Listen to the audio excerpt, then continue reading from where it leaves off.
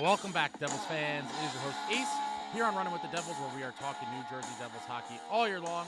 Please hit that subscribe button, smash the like, share with a friend. Thank you very much.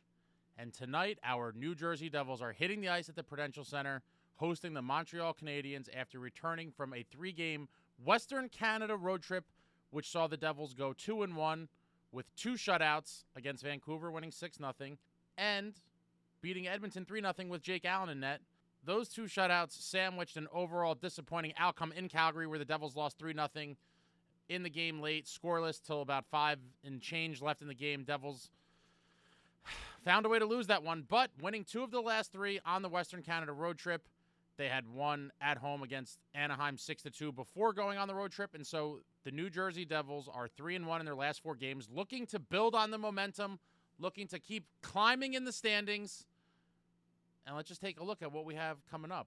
As I mentioned, tonight they are hosting the Montreal Canadiens at the Rock. This one is a game you gotta win. Again, you all know how I feel about the term must win. Not a must win, but it's a you need to win. You definitely need to win this one. Montreal is not a great team. They are 4-7-2 on the season, and they have one of the highest goal differentials in the league at -18, meaning they gave up 18 more goals than they scored, and they are second highest in the league with 53 goals against, which is second only to the Avalanche, who have allowed 54.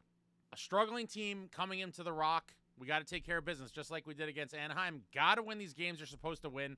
I'm expecting to see Jacob Markstrom in net. I hope the full 5 days off in between starts. I've talked about this in a previous video.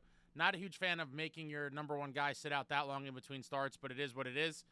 Hopefully, Markey looks like he did in the last 2 games we saw him. He was excellent in the 6-0 win in Vancouver, and he was also amazing in the 3-0 loss in Calgary. He gave up the first goal of the game with a little over 5 minutes left, and then Calgary scored another one real quick. He gave up 2 goals, and the third one was on the empty net. But Markstrom gave up 2 goals in his last 2 games total. Looked completely amazing, and hopefully he comes back to that form, and finally this Devils team can start improving at home, because as we all know, the Prudential Center, for whatever reason, the Prudential Center hasn't been kind to this New Jersey Devils club. They got to start winning at home, and they definitely got to beat these teams they're supposed to beat. Montreal is one of them. So looking forward to tonight's matchup against the Canadiens, and hopefully the boys get it done. Off on Friday, and then on Saturday they are on the island against the Islanders, and oof. After some of the chippiness and rough stuff we saw in the last Islanders matchup a couple weeks ago, which included my boy Curtis McDermott delivering a smashing hit to Romanov, the helmet popper special, drilled him, sent him flying to the bench, blood coming out of his mouth, completely crushed Romanov on that hit. Mayfield came over and wanted to fight McDermott. It wasn't a great tilt. McDermott never really got his feet planted, and I thought it was a little bit of a sloppy fight. But after that, Romanov targeted Jack, and he got him pretty good with a hit later on in the game. And then after the game, he said something along the lines of, oh, they want to come after me. I'm going to go after their best players. Tisk, tisk, tisk. I hope the boys were listening. I hope they saw the clip. And Curtis McDermott must be in the lineup for that game, and he must go after Romanov. Period. He got a clean hit from McDermott. His teammate fought McDermott. He didn't even fight him himself because he was going to the bench all bloodied from his mouth. And then he wants to go after Jack. All right, bro.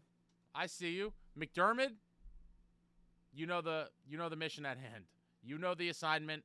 And I'm expecting that one to be a very chippy game on the island on a Saturday. I would love to get there, but I've read nightmare stories and heard nightmare stories about going to UBS from northern New Jersey, and I just don't think I have it in me. I despise traffic. I despise the tri-state congestion and any sort of thing that makes going somewhere a process. I am down on it, and so it seems like the drive there is terrible, and then it seems like you have to park kind of far away and take a shuttle.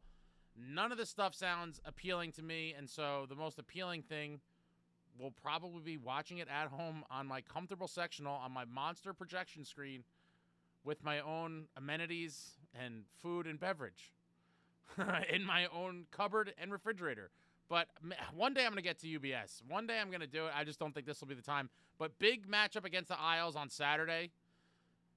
And then right back home on Sunday against the Sharks. Again, another team that you should beat at home. Now, the Sharks, to their credit, with a lot of former New Jersey Devils on the roster, mind you, including Vitek Vanacek, Mackenzie Blackwood, Tyler Toffoli, Zetterland. I mean, it's like they're like New Jersey Devils West. And I did say a few weeks back, or maybe it was in the summer, that probably would be the team if I had to pick one in the Western Conference to root for. It probably would be them.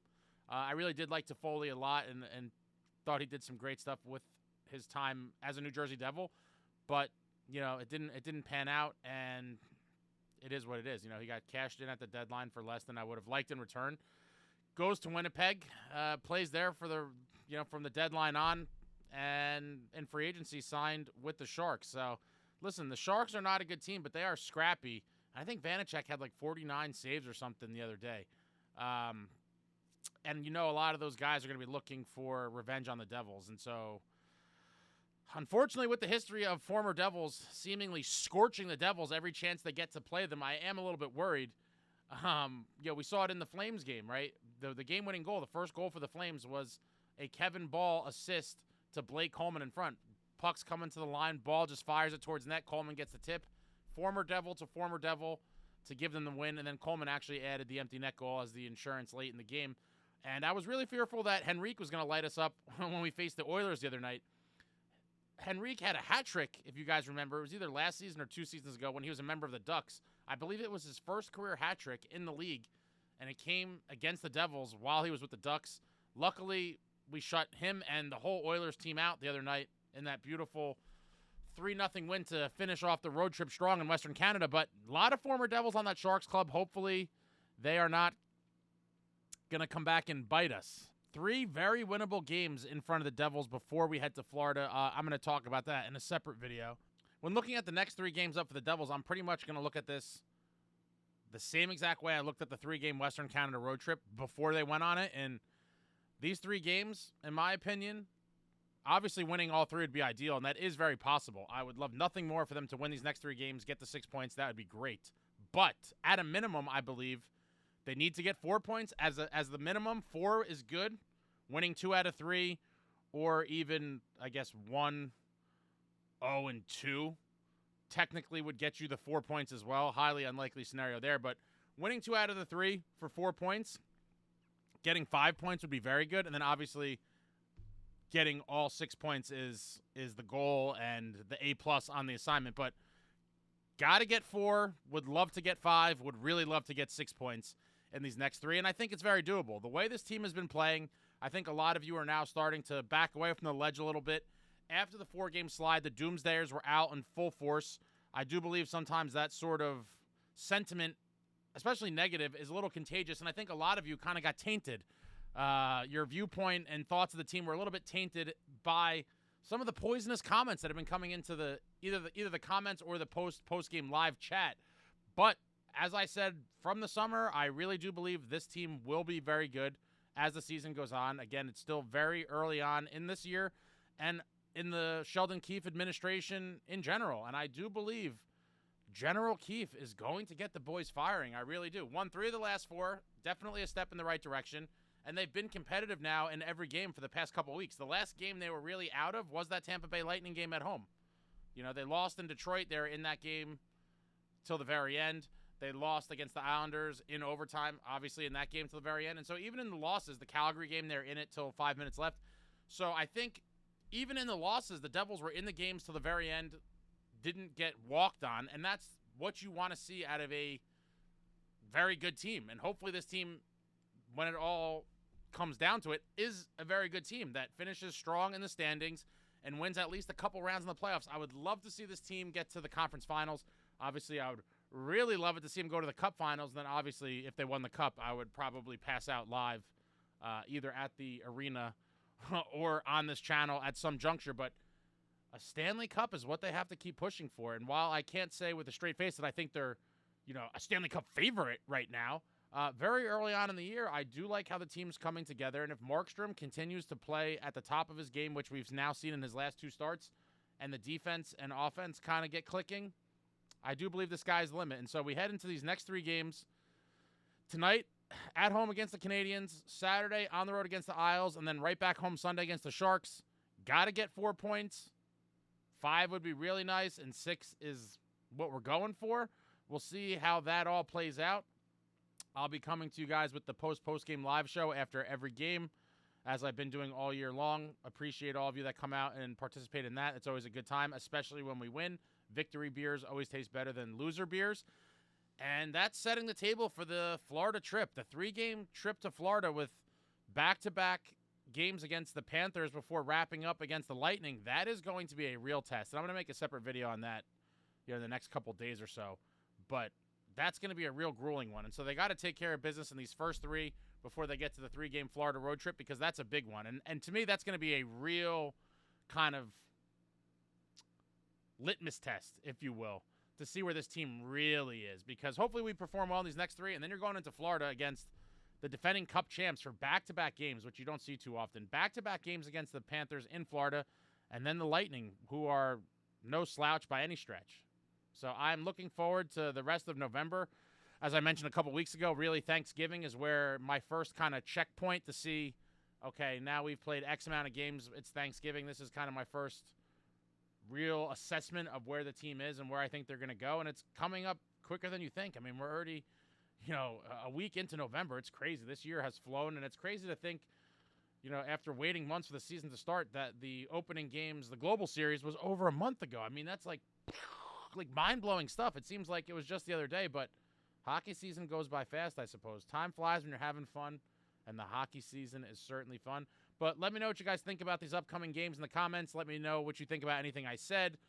Anything, everything New Jersey Devils hockey, throw it out there in the comments. Oh, and before I wrap up, I'd be remiss if I didn't mention the Utica Comets off to an awful start in the AHL, really struggling. After 9 games, they're 0-8-1. Oof. That is absolutely brutal. And as a result, head coach Kevin Dineen has been fired. It's unfortunate. Kevin Dineen fired by the organization. Ryan Perrant taking over as interim head coach the rest of the season, and good luck to the Comets. I'd like to try to get to a Comets game at least one time during this year. I'm going to have to look at the Devils schedule and see maybe on that extended break if they have a home game at some point. I'll try to go check it out. I'd love to see Seamus Casey in action in the AHL. For those of you that haven't been paying attention, since Seamus Casey has went to the AHL, he's been playing damn good. In 5 games played in Utica, Seamus Casey has a goal and 6 assists for 7 points. Love to see this young man just continuing to do what he's doing at the NHL level. And I do believe, with another injury, I think he could be the next guy called back up. But if not, his future is super bright on the blue line for the New Jersey Devils. And maybe it'll wait till next year. But obviously, you guys all know how I feel about him. I loved what he brought to the Devils lineup in his early start here with us. Wow, I mean, what a shot. That toe drag and the shot, his vision. Love Seamus Casey, but thought I had to mention, unfortunately, the organization parted ways with Kevin Dineen, and hopefully Utica could kind of get back on track, because 0-8-1 is quite the hole to start the season with. I mean, wow. That's just brutal. But, all right, that's it. Throw it all out there in the comments. I'll be back. Thank you for watching. I love you all. Like, comment, subscribe, and all that jazz. Until next time, friends, let's go Devils.